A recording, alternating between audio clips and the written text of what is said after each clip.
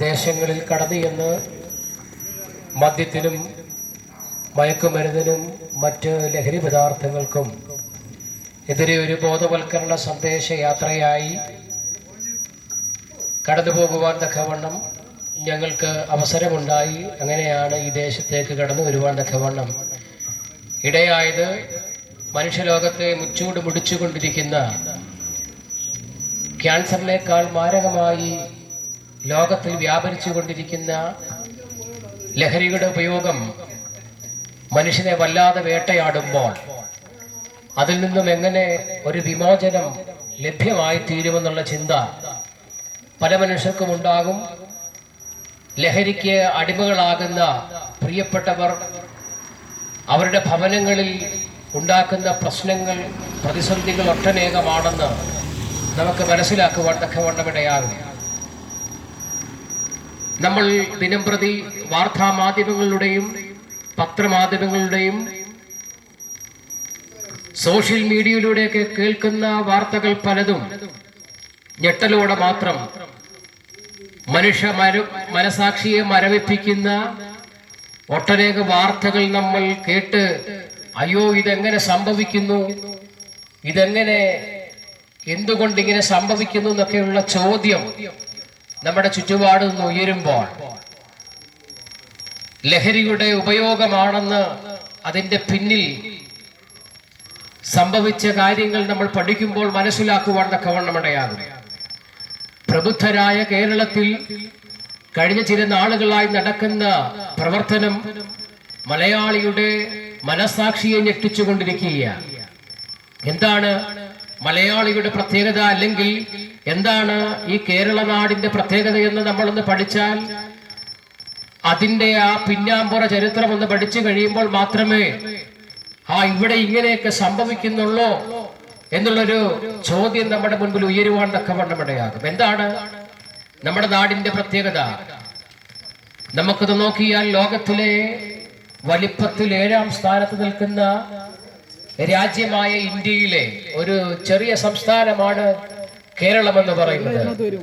മറ്റ് സംസ്ഥാനങ്ങളെക്കാൾ വിഭിന്നമായ ഒരു പാരമ്പര്യമുണ്ട് നമ്മുടെ കൊച്ചു കേരളത്തിന്. അത് മാനവികതയുടെ കാര്യത്തിലാണെങ്കിലും ഏത് മേഖല നമ്മൾ എടുത്ത് പരിശോധിച്ചാലും ആ മേഖലയിലൊക്കെ നമ്മൾ ചെന്നെത്തിയിരിക്കുന്ന സ്ഥാനമെന്ന് പറയുന്നത് ഇന്ത്യയിൽ മറ്റ് സംസ്ഥാനങ്ങളെക്കാൾ ഉന്നതിയിലാണ്. അത് വിദ്യാഭ്യാസ മേഖലയായിക്കൊള്ളട്ടെ, ശാസ്ത്ര സാങ്കേതിക മേഖലയായിക്കൊള്ളട്ടെ, എല്ലാ മേഖലകളിലും മലയാളി ഒന്നാമത്തെ ആ സ്ഥാനം പിടിച്ചു കഴിഞ്ഞു. നമുക്കറിയാം, ചില വർഷങ്ങൾക്ക് മുൻപ്, ചില നാളുകൾക്ക് മുൻപ് നമ്മുടെ ജീവിത പശ്ചാത്തലം, നമ്മുടെ ഈ ദേശത്തിന്റെ സാഹചര്യങ്ങളൊക്കെ ഒന്ന് പരിശോധിച്ചാൽ വളരെ ശോചനീയമാകുന്ന അനുഭവങ്ങളായിരുന്നു. അന്നൊക്കെ നമുക്ക് വലിയ ഡെവലപ്മെന്റ് ഒന്നും ഇല്ലാതെ നമ്മുടെ ഭവനങ്ങളിൽ പലരും വളരെ ചെറ്റക്കുടിലിന്റെ അനുഭവത്തിൽ കിടന്ന് നമ്മൾക്ക് ഇന്ന് നമ്മൾ കാണുന്ന ഈ നല്ല രീതിയിലുള്ള ഡെവലപ്മെന്റ് ഒക്കെ ലഭിച്ചത് നമ്മുടെ അധ്വാനത്തിന്റെ ഫലമാണെന്ന് നമുക്ക് മനസ്സിലാക്കി തരുവാൻ തക്കവണ്ണമിടയാകും. അത് മാത്രമല്ല, ചില നാളുകൾക്ക് മുൻപ് നമ്മുടെ ഇടയിൽ സാക്ഷരത വളരെ കുറവായിരുന്നു. സാക്ഷരതയിൽ പിന്നോക്കം നിന്നിരുന്ന മലയാളി എന്നാൽ ഈ കാലഘട്ടം നമ്മളത് എടുത്തു പരിശോധിച്ചാൽ ഈ 2026 മറ്റ് സംസ്ഥാനങ്ങളിലേക്കാൾ വിഭിന്നമായി കേരളം 100% സാക്ഷരത നേടിയ ഒരു പ്രബുദ്ധരായ ജനവിഭാഗം വസിക്കുന്ന ഒരു ദേശമായി മാറിയെന്ന് നമുക്ക് മനസ്സിലാക്കുവാൻ തക്കവണ്ണമിടയാകും. അങ്ങനെ ഇരിക്കെ നമ്മുടെ ഈ കൊച്ചു സംസ്ഥാനം എല്ലാ മേഖലകളിലും അതിന്റെ ഔന്നത്യം, അതിന്റെ നേടിയെടുത്ത പണ്ടുകാലങ്ങളിൽ നേടിയെടുത്ത ആ 1ാം സ്ഥാനം നിലനിർത്തിക്കൊണ്ടിരിക്കുമ്പോൾ തന്നെ ലോകത്തിന്റെ എല്ലാ മേഖലകളിലും ഏത് ദേശത്തുള്ള മലയാളികൾക്ക് കേരളമെന്ന് കേൾക്കുമ്പോൾ ഒരു അഭിമാനം ഉണ്ടാകുവാൻ തക്കവണ്ണമിടയാകും. മലയാളി എന്ന് പറയുന്നതിൽ അഭിമാനിക്കുന്നു എന്ന് പറയുന്ന ഒത്തിരി വിദേശ മലയാളികളെ കാണുവാൻ തക്കവണ്ണമിടയാകും. കാരണം എന്തുകൊണ്ടാണ്? നമ്മുടെ ദേശത്തിന്റെ വളർച്ചയാണ് അതിന് കാരണം. അങ്ങനെ ലോകത്തിന്റെ മുൻപിൽ അങ്ങനെ തല ഉയർത്തിക്കൊണ്ടിരുന്ന കേരളം എന്നാൽ ചില നാടുകൾ കൊണ്ട് നമ്മൾ ആ ലോകത്തിന്റെ മുൻപിൽ തല കുനിക്കുന്നവരായി തീർന്നുകൊണ്ടിരിക്കുകയാണ്. എന്താണ് കാരണമെന്ന് ചോദിച്ചാൽ നമുക്കറിയാം, ഈ കഴിഞ്ഞ ചില നാളുകളായി നമ്മൾ കേൾക്കുന്ന വാർത്തകൾ അത്ര സുഖം നൽകുന്ന വാർത്തകളല്ല. നമ്മളുടെ ഭവനത്തിൽ മാതാപിതാക്കളോടൊപ്പമോ നമ്മുടെ കുഞ്ഞുങ്ങളോടൊപ്പമോ ഒരുമിച്ചിരുന്ന് ഒരു വാർത്ത കേൾക്കുവാൻ കഴിയാത്ത, ഒരു ദൃശ്യമാധ്യമം അതിന്റെ വാർത്ത കാണുവാൻ കഴിയാത്ത ഒരു സാഹചര്യത്തിലേക്ക് മാറിക്കൊണ്ടിരിക്കുകയാണ്.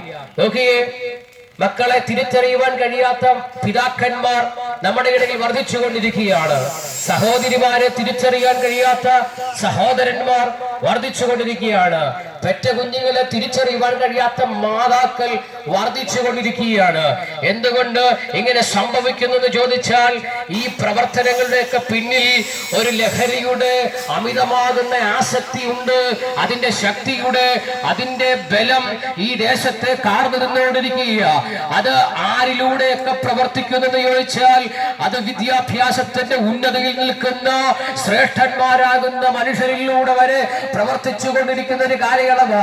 എന്തുകൊണ്ട് ഇങ്ങനെ സംഭവിക്കുന്നു എന്ന് ചോദിച്ചാൽ, മനുഷ്യന് പറയുവാൻ ഉത്തരമില്ലാതിരിക്കുമ്പോൾ ഈ വൈകിയ വേളയിൽ ഞങ്ങളെ കേൾക്കുന്നവരോട് ഞങ്ങൾക്കൊരു കാര്യം പറയുവാൻ തക്കവണ്ണമുണ്ട്. പ്രിയരെ, എന്തുകൊണ്ട് ഇങ്ങനെ നമ്മുടെ സമൂഹം മാറിക്കൊണ്ടിരിക്കുന്നു?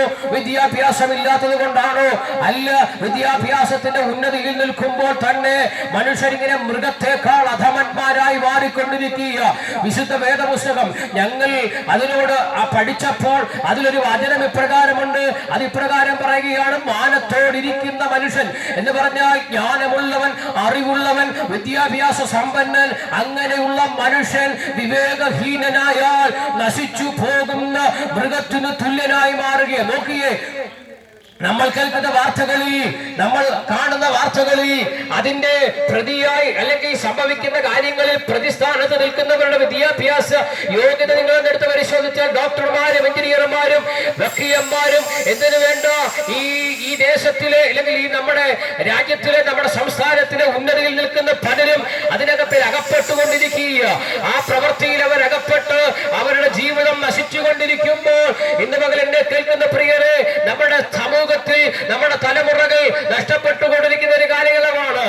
ഉന്നത വിദ്യാഭ്യാസത്തിന് വേണ്ടി തലമുറകളെ മറ്റ് സംസ്ഥാനങ്ങളിലേക്കും മറ്റ് രാജ്യങ്ങളിലേക്കും ഒക്കെ പറഞ്ഞയക്കുന്ന മാതാപിതാക്കൾക്ക് സ്വസ്ഥതയോടുകൂടെ ഭവനത്തിലിരിക്കുവാൻ കഴിയാതെ ഉന്നത വിദ്യാഭ്യാസത്തിന് ബാംഗ്ലൂരിലും മറ്റ് സംസ്ഥാനങ്ങളിലെ മെട്രോപൊളിറ്റൻ സിറ്റിയിലേക്ക് കടന്നുപോയ നമ്മുടെ തലമുറകൾ മദ്യത്തിനും മയക്കുമരുന്നിനും ലഹരി പദാർത്ഥങ്ങൾക്കൊക്കെ അടിമകളായി മടങ്ങി വരുന്ന കാഴ്ചകൾ സന്തോഷത്തോടെ കടന്നു പോകുന്നവർ മനോരോഗികളായി മാറി മടങ്ങി വന്ന് ഭവനത്തിലായിരിക്കുമ്പോൾ അവന് വീണ്ടും വീണ്ടും ലഹരിയുടെ ഉപയോഗത്തിനു വേണ്ടി പണം കണ്ടെത്തുവാൻ കഴിയാതിരിക്കുമ്പോൾ മാതാപിതാക്കളോട് അതിനുവേണ്ടി ചോദിക്കും.